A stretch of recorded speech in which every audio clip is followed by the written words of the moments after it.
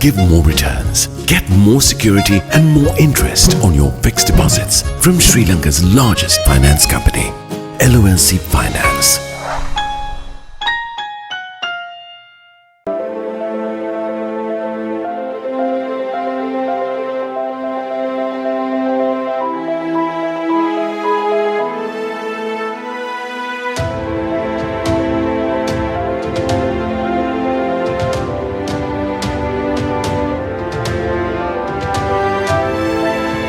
To curb corruption, one must be courageous to confront and rise up against the corrupt.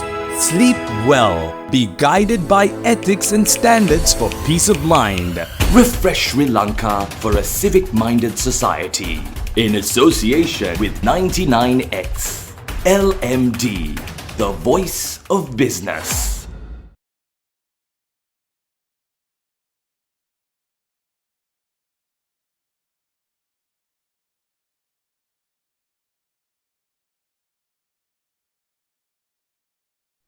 Hello and welcome to LMDtv. Tonight on the forum, we're zooming in on corporate governance. And with us, we have the founder and owner of Leading Edge Change and the past global president of SEMA UK, Aubrey Joachim. It's very nice to have you on the show, Aubrey. Thank you, Ruwandi, and it's a pleasure for me to be on this show. I mean, I have been published before by LMD many years ago, but this is the first time I'll be on LMDtv. I've actually been quite an avid viewer of it at various times. Let's start our conversation by setting the stage on what we mean by corporate governance, because, this term has been in existence for years, but the meaning keeps changing and, of course, needs to keep updating itself. So how would you define corporate governance in terms of today's global business context? Yeah, you're right. I mean, corporate governance has been around ever since, corporations began to exist, right? And over the years, things have been changing because of various corporate failures, improved legislation, controls in place, etc., right? But I would answer your question by clarifying that corporate governance is not only the remit of the business world, as your question seems to indicate, but also of the public domain, right? So after all, governments are the highest level corporation in any country, right? They are a corporation. Therefore, in this context, corporate governance is the way that organizations and countries are managed at the highest level, and the systems and processes that are in place for doing this, right? So to expand upon this overarching sort of definition, corporate governance involves a set of relationships between a company's management, its board, its shareholders, and all the other stakeholders that engage with it.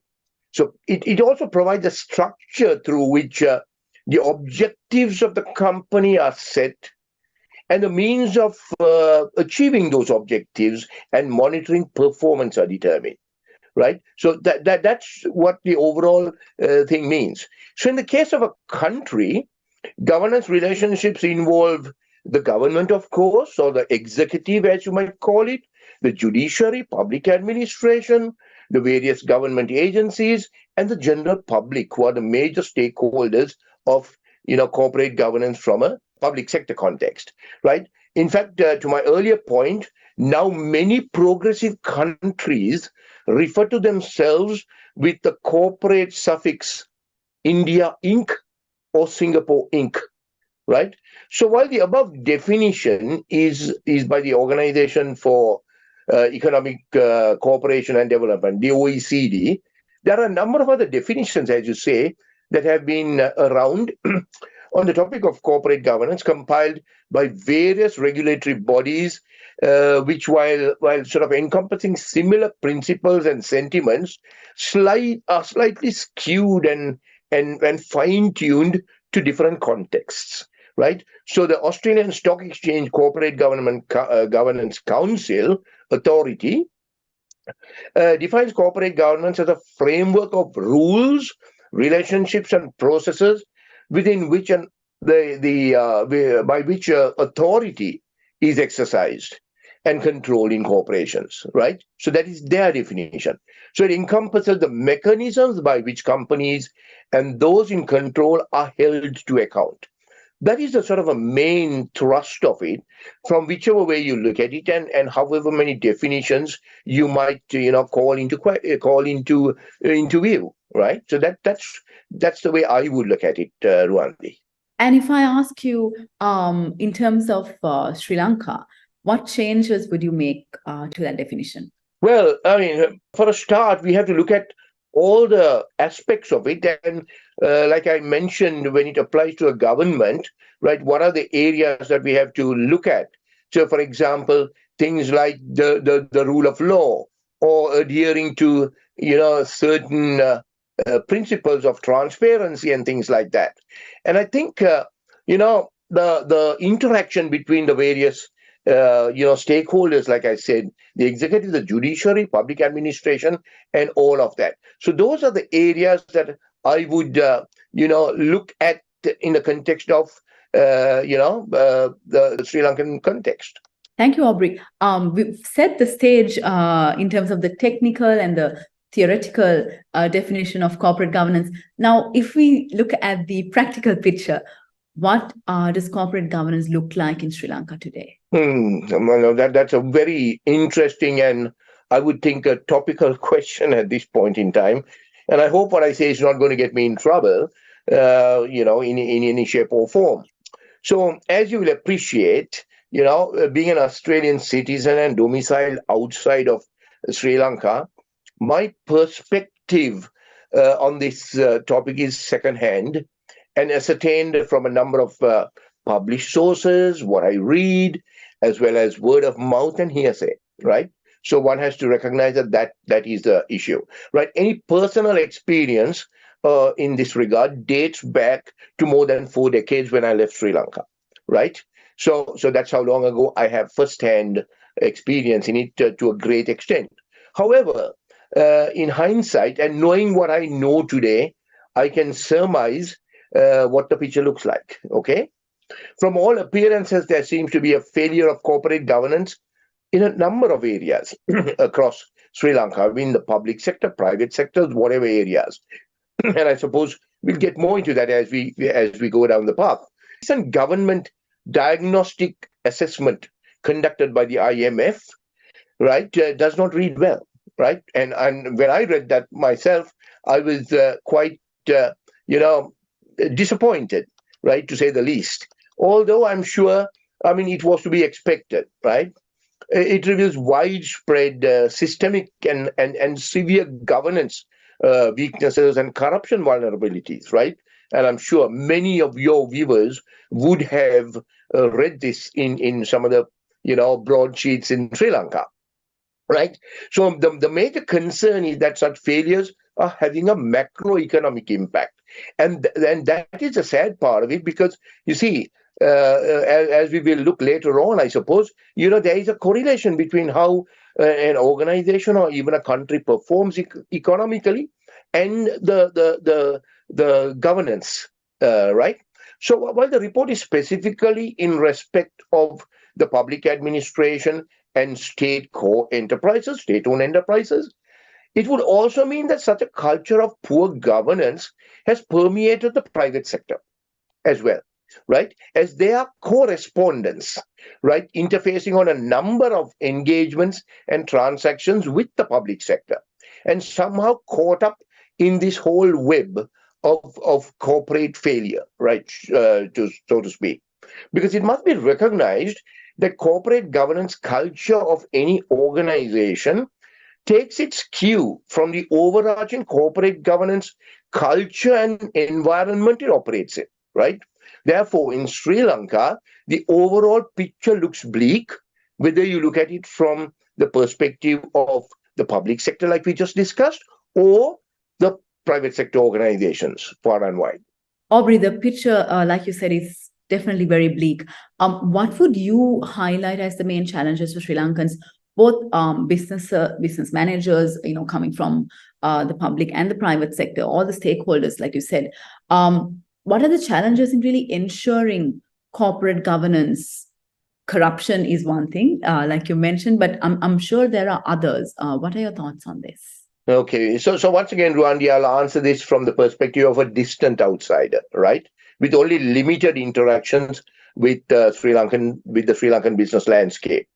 I do have some limited interactions, having been engaged in training and consulting with some Sri Lankan organizations over several years till the pre-COVID time. Okay, so what I would say is, I mean, if you look at some of the principles, I mean, the main principles that we talk of when we discuss corporate governance, the first one is participation. So a good diversity of participation with broad and diverse views, as well as free and unfettered contribution to discussions and decision making. That's fundamental. You have to have lots of participation in the whole process of governance, right? Consensus oriented, right? While encouraging, discussion and discussions, wide range of discussions and robust discussions, I would say.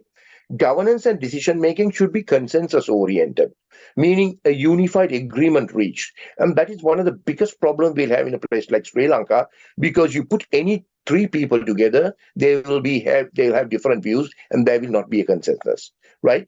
Number three, very important, accountability. So decision makers are accountable to all stakeholders for the decisions they make. Again, whether it's public sector, private sector, in whatever organizations, right? Then transparency. Decisions and interrelationships are open and free, right, of any conflicts of interest.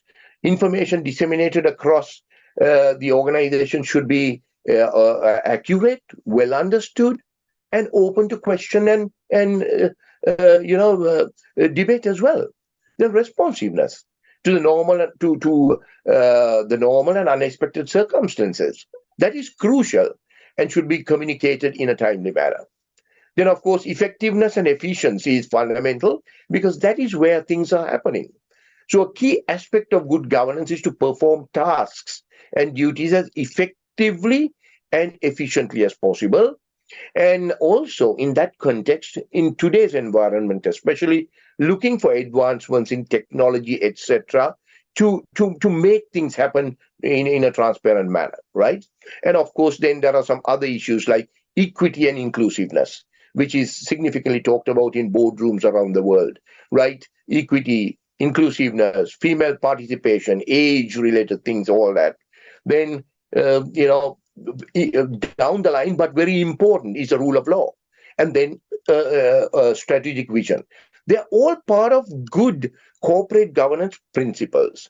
So from my distant observations and contextualizing the issue against corporate governance culture in Sri Lanka, I would think that most of the above are challenges, right?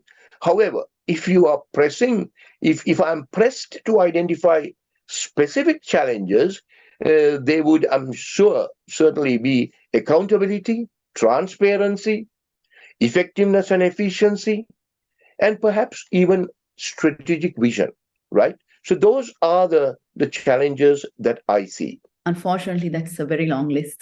I want to also ask your views on another evil that has befallen our nation, our habit of treating ethical misconduct as a norm and perceiving it to be that's the way it is practiced. What are your thoughts on this, Aubrey? How have we come here, and more importantly, how can we get out? How long an answer do you want from me on this, right? So the culture of ethical misconduct arises when moral and ethical standards are flawed, and often comes about by a long process of moral decay, which permeates across families, society, organizations, and ultimately the nation, right? The ethical and moral conscience is blunted, right? The distinction between right and wrong is blurred, and increasingly the deviation from the straight and narrow path widens, right? That's how this comes about. Ethical misconduct. So ethical misconduct in the case of Sri Lanka is deep-rooted, and I'm sure many of your viewers would agree. It has matured and developed into that's the way it is practiced that you refer to, right? And that you describe it. So it stems from behaviors, values, and ethics that are ingrained into the minds from a very young age, right? So the whole of society has grown with this. So common examples begin at an early age. in family upbringing at a family unit level, right? Parents bribe teachers under the guise of giving gifts just to gain the teacher's favor towards their child, right? Influence is used to get their children into sports teams in the schools, right? A father caught breaking the road rules will not think twice before offering a bribe to the policeman in the presence of his children in the car, right? Jobs are given to friends and relations. Nepotism is rife, and no one cares anything about it, right? In Chinese culture, this is referred to as the guanxi, meaning connections, right? And there, in their business world, there is a good reason for that, because guanxi means if you have connections, you can be sure things will get done. But I'm not so sure that is the type of ethical misconduct we experience in Sri Lanka, right? Therefore, ethical misconduct goes up the chain to the highest level of organizations and public administration. Once it has taken root, it is almost difficult to eliminate. Eradication must start at the grassroots level, and unfortunately, the solution in Sri Lanka seems generations away. I definitely hope we can start seeing it soon. I hope so too, Ruwandi. I hope so too, for the benefit of all of you, and for the benefit of a country that I was born in and I still call home. I'm now going to steer the conversation to a slightly different path, focusing more on businesses. We always say that business is based on trust, both in terms of internal and external stakeholders. How important is it for business leaders to really protect this trust through corporate governance? See, the fundamentals of good business is largely based on trust. I mean, consumers, investors, employees, other stakeholders are all owed trust by the organizations that they deal with, right? So while written contracts might document relationships and tick the boxes, etc., trust to me is the unwritten covenant between the organization and the various parties that engage with it, right? And therefore, it is extremely important for business leaders to embed a culture of trust in their corporate governance principles, right? And of the principles that I enunciated before, a number of them involve the trust element to a large extent. Things can be put down on paper or written in a corporate governance document, but they require significant aspect of trust to be encompassed and included, right? So principles such as accountability, transparency, right? The ability for someone to recognize conflicts of interest, for example, and these have to be built into corporate governance processes and rules, right? Responsiveness. And responsiveness means, when you're dealing with customers or suppliers, that they have the trust that you will do the right thing by them. That if you buy X numbers of this product, you will get that. That they will all be, up to standard that is specified. That quality standards are met, etc. Right? And we are able to respond very quickly to the other side in case a contract cannot be met, or there are delays or things like that, right? So that is where it comes in. And of course, in the rule of law, there has to be trust that all stakeholders have, that the organization is adhering to the rule of law. So some organizations, more than others, have legislative controls and restrictions placed on them, and hopefully they are the stakeholders and the customers, have trust that they are maintained. So these are the principles that are essentially related to trust issues with respect to both internal and external stakeholders. So, for example, the transparency and the responsiveness goes to management dealing with employees as well, right? Or one business unit dealing with the other business unit in terms of keeping to their what shall I call it, their delivery timelines or whatever, right? So all of those are based on this whole element of trust. So if business leaders are to protect trust in their organizations, then not only should the above facets be strengthened in their corporate governance, but something more than that, they themselves should lead from the front in demonstrating trust in all their actions, right? To use a commonly used business jargon phrase, they should walk the talk. It's time to take a short break, but we'll soon be back to talk more about corporate governance. Display your brand message on digital screens at prime locations. The largest digital advertising network in Sri Lanka. Emerging Media. You're mobile, and so are we. Gets me going. Grab the Lite 87 app at the Apple App Store or Google Play now. 87.8 and 87.6 island-wide. Lite 87.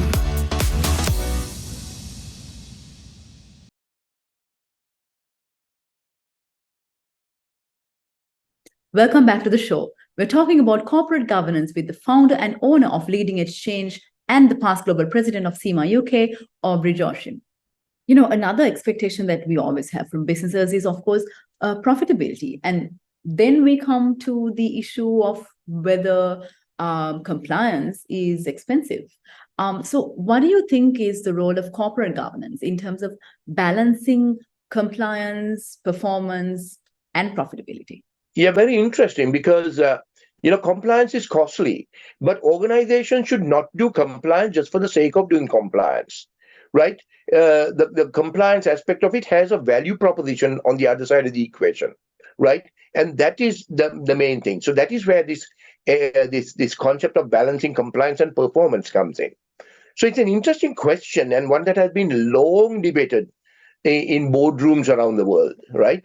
So in fact, some years ago, SEMA, Chartered Institute of Management Accountants, I remember when I was on the board in the early 2000s, produced a well-researched thought leadership document entitled Enterprise Governance, right? So enterprise governance is the concept which emphasizes the importance of balancing that corporate governance and performance management aspects of the organization, right?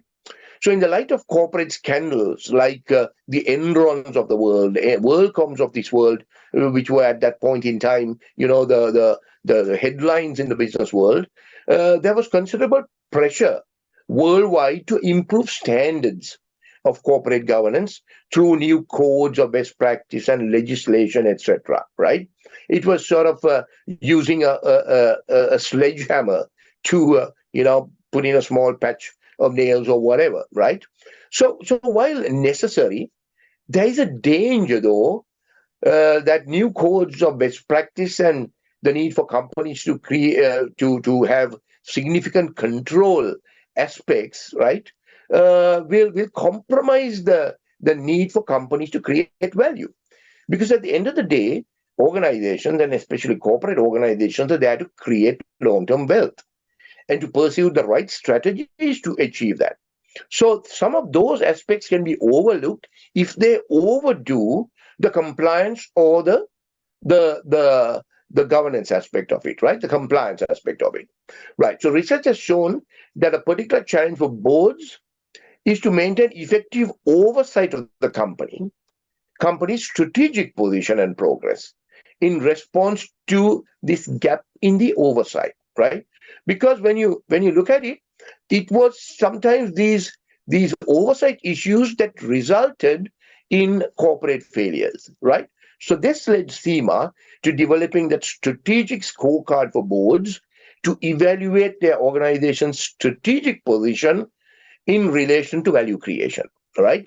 Therefore, the role of corporate governance is to delicately balance conformance and performance. So when there are performance failures, that leads to governance failures, right? So that is what happened in Enron and WorldCom, right?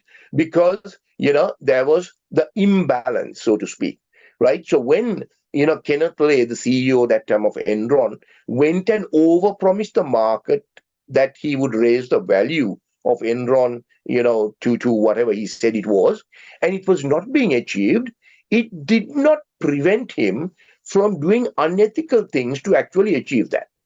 So therefore, what happened was they had overpromised. Their strategies were wrong, right? And therefore, that led to governance failures. And this is very important for boards to manage.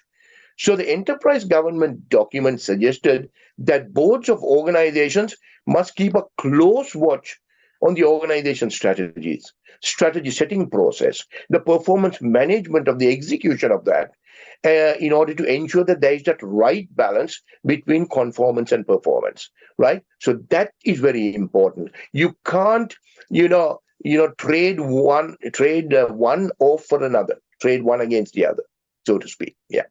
When we pair conformance and performance, how should companies balance checks and balances and accountability in today's context? Again, to some extent, the previous question is also related, right, to this particular question. So it's a very important issue which requires careful consideration and deliberation. So sometimes organizations can be so lax about checks and balances, and then accountability goes out of the window. On the other hand, the checks and balances can be so draconian that it would stifle performance. And we see that sometimes in a number of areas, whether it be in profit-making organizations or non-profit-making organizations, sometimes the checks and balances outweigh the outcomes of the organization performing to produce what it is there to do, right? So in my opinion, an organization's corporate governance should have a reporting framework, and this is very important. And this is where the boards come into the picture. They have a reporting framework that has built-in lead indicators that are made aware, right, to the board, or which would provide advance warnings of accountability failures. So identify all the correlations. Look at the, if this happened, what is the consequence? I mean, this can also very easily be built into enterprise risk management framework with fairly rigorous reporting mechanisms, which would bring out any concerns very early on, right? So that is the way I would suggest checks and balances are built into the whole process here. Aubrey, what are your recommendations to businesses on developing an ethical guidance code to really ensure corporate governance within their companies? Okay. I mean, we talk so much about corporate governance, we refer to ethics, etc., right? So what are ethical guidelines? I mean, do they exist in organizations? Are they written? Are they unwritten? It all depends on the type of organization, right? So ethical guidelines or codes are used by groups and organizations to define what actions are morally right and wrong. Fundamentally, that is it, right? So the guidelines are used to group members as a code with which to perform their duties, right? So a code it has to be created to do that. So the expected outcome is to ensure that the organization and its employees follow laws and regulations and and act in an exemplary fashion, and that so that business is carried out for the benefit of stakeholders, right? Ultimately, an organization exists for the benefit of stakeholders, right? And this cuts across any type of organization, from corporations, boards of other interest groups, any of that, right? So it can be there. So each business should ascertain what ethical guidance code is most appropriate to them, to their circumstances. So the most common ethical guidelines that are around are compliance-based, right? A compliance-based code of ethics. For example, in certain industry verticals, such as banking, legal, finance, research organizations, universities, whatever, right? Where even employees undergo formal training in these spaces, right? And they have compliance officers present, right? Checking off whether compliances have been, whether these standards have been met, these guidelines. Then there's a value-based code of ethics, right, which relates to a company's value system. We shall always be truthful in our dealings with our suppliers or clients.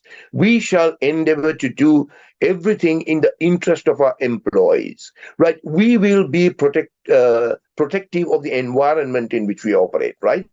So these are sort of value-based codes of ethics with regard to how it engages with the wider society, the public at large, the environment, etc.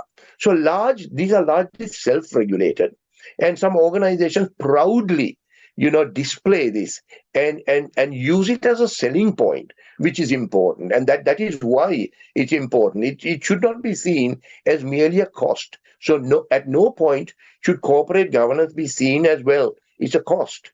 It's also a value. We should see the value in doing it, right? And then, of course, there are professional codes of ethics specific to various professional groups, accountants, lawyers, doctors, etc. And therefore, organizations like that have their own thing, right?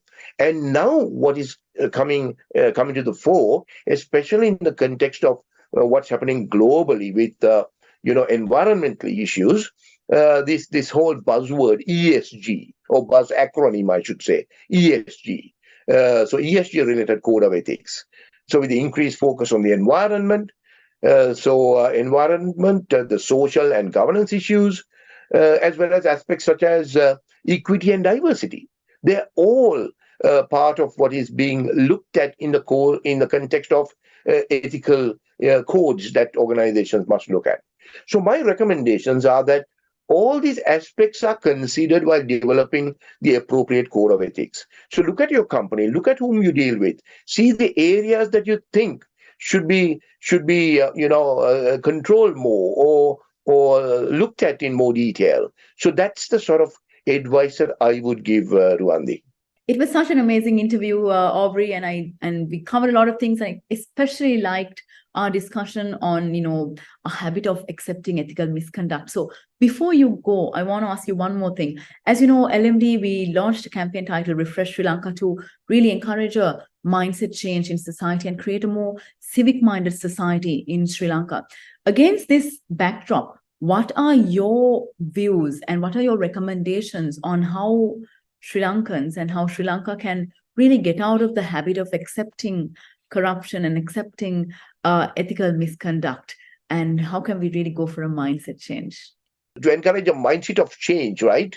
To get out of that ethical misconduct. So you see, this has been going on, like I said, from the lowest unit of society, which is the family. Right? And this all stems from the lack of civic mindedness, from lack of appreciating that you're in an environment where you're dealing with others, right? And therefore one has to look at how, this trait has developed from the micro level and what can be done.